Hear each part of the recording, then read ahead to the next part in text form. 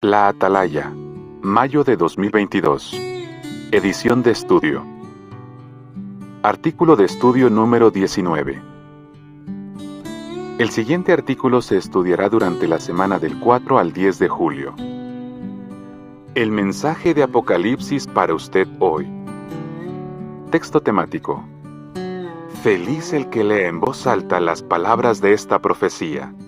Apocalipsis 1:3. Párrafos 1 y 2 pregunta: ¿cuál es una razón por la que debe interesarnos el libro de Apocalipsis? Al menos por dos razones. Primero, porque fue escrito para nosotros. Justo al principio dice: una revelación de Jesucristo que Dios le dio para mostrarles a sus esclavos las cosas que tienen que suceder dentro de poco. Apocalipsis 1:1. Así que este libro no va dirigido a todo el mundo, sino a nosotros, los siervos de Dios. Párrafos 3 y 4 pregunta: según el libro de Apocalipsis, ¿cuándo se cumplirían sus profecías y cómo debería influir eso en nosotros? La segunda razón tiene que ver con el periodo de tiempo en el que deben cumplirse esas profecías. El apóstol Juan habló de ese periodo cuando dijo: por inspiración llegué a estar en el día del Señor.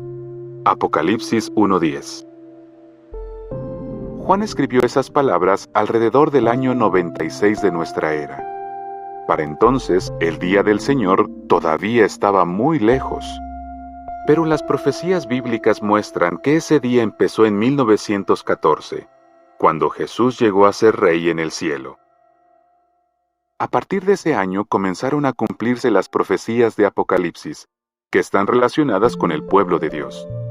Como nosotros vivimos en esta época emocionante, debemos tener muy presente el consejo lleno de amor que leemos en Apocalipsis 1:3. Feliz el que lea en voz alta las palabras de esta profecía, y felices los que oigan y obedezcan las cosas escritas en ella, ya que el tiempo fijado está cerca. Asegúrese de que Jehová acepta su adoración.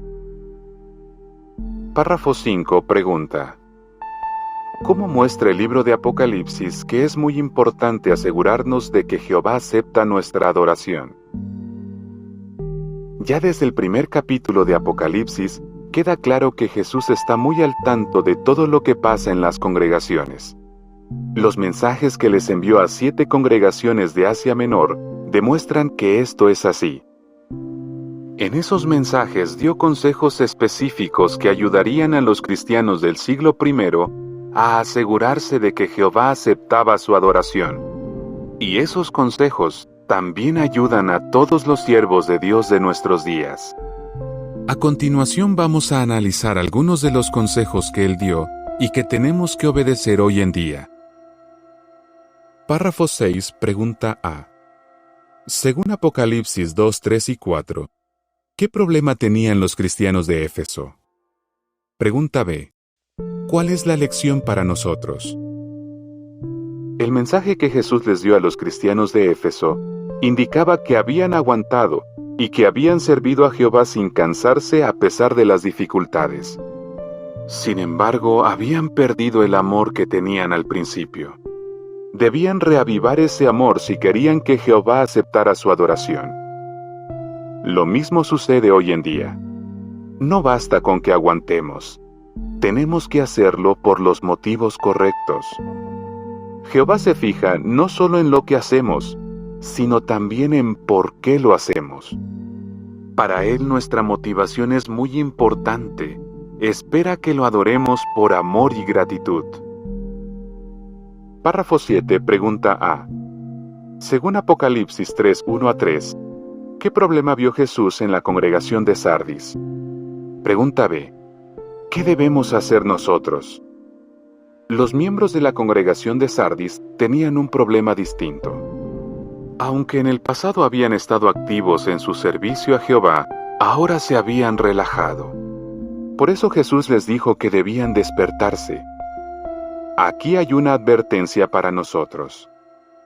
Es cierto que Jehová no se olvida de lo que hacemos por Él, pero no podemos dormirnos en los laureles y pensar que ya no tenemos que seguir esforzándonos.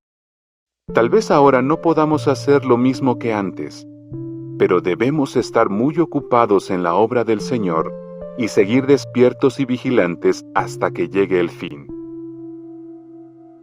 Párrafo 8 pregunta: ¿qué lección aprendemos de las palabras que Jesús les dijo a los cristianos de la Odisea?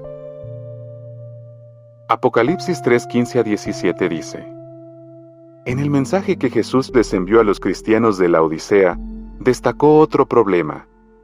Eran tibios o apáticos en su adoración a Jehová. De hecho, Jesús les dijo que se encontraban en un estado desdichado, digno de lástima. Así que tenían que avivar su entusiasmo por Jehová y su adoración.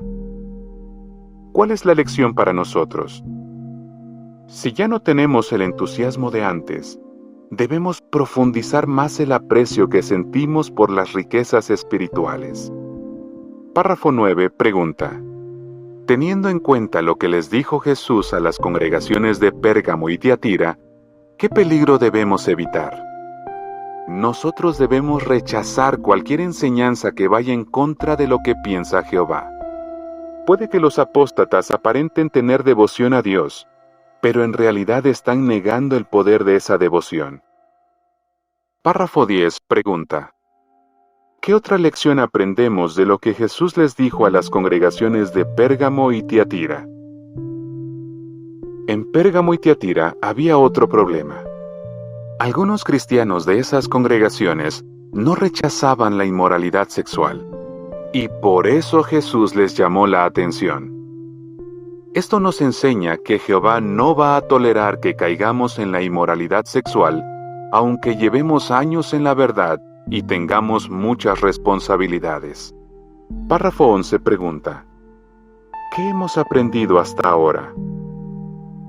Hemos visto que es muy importante asegurarnos de que Jehová acepta nuestra adoración. Si estamos haciendo algo que está mal, hagamos de inmediato los cambios necesarios. Párrafo 12 pregunta: ¿qué aprendemos de los mensajes que recibieron las congregaciones de Esmirna y Filadelfia? Analicemos ahora los mensajes que recibieron las congregaciones de Esmirna y Filadelfia. Jesús les dijo a esos cristianos que no le tuvieran miedo a la persecución, porque Jehová los recompensaría por su fidelidad. ¿Qué aprendemos de estos mensajes? Que la persecución es algo que debemos esperar y que debemos estar preparados para aguantarla. Párrafos 13 y 14 pregunta: ¿qué efecto han tenido en los siervos de Dios los sucesos mencionados en el capítulo 12 de Apocalipsis? El capítulo 12 explica que estalló una guerra en el cielo justo después del nacimiento del reino de Dios. Miguel, Jesucristo glorificado, y sus ejércitos lucharon contra Satanás y los demonios. El resultado fue que esos enemigos de Dios fueron derrotados y arrojados a la tierra, donde hacen sufrir mucho a la gente. A continuación, Apocalipsis nos cuenta cuál es la reacción de Satanás. Como ya no tiene acceso a la región celestial, descarga su furia contra el resto de cristianos ungidos, que son los representantes del reino de Dios en la tierra y tienen la misión de dar testimonio acerca de Jesús. Párrafo 15 pregunta: ¿quiénes son los dos testigos del capítulo 11 de Apocalipsis y qué les sucedió?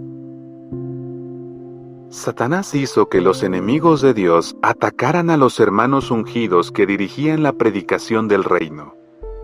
Entre ellos había hermanos con grandes responsabilidades. Estos son los dos testigos que, según el libro de Apocalipsis, son ejecutados. Apocalipsis 11:3 y 7-11.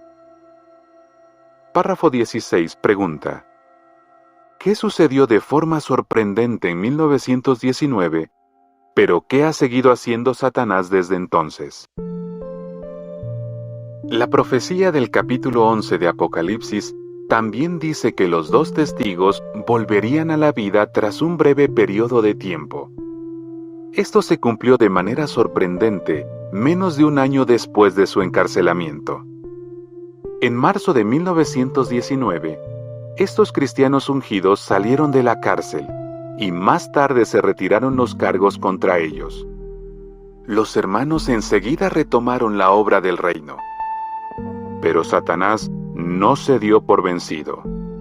Desde entonces ha lanzado un río de persecución contra todos los siervos de Dios. Párrafo 17 pregunta: ¿qué ayuda inesperada han recibido los siervos de Dios a pesar de ser el blanco de los ataques de Satanás? Después, el capítulo 12 de Apocalipsis indica que los siervos de Dios recibirían una ayuda inesperada, pues dice que la tierra se tragó el río de persecución. Apocalipsis 12:16. Los siervos de Jehová han conseguido muchas victorias legales que les han permitido disfrutar de cierta libertad. ¿Y cómo la han usado? Aprovechando al máximo cualquier oportunidad de cumplir con la obra que Jehová les ha encargado.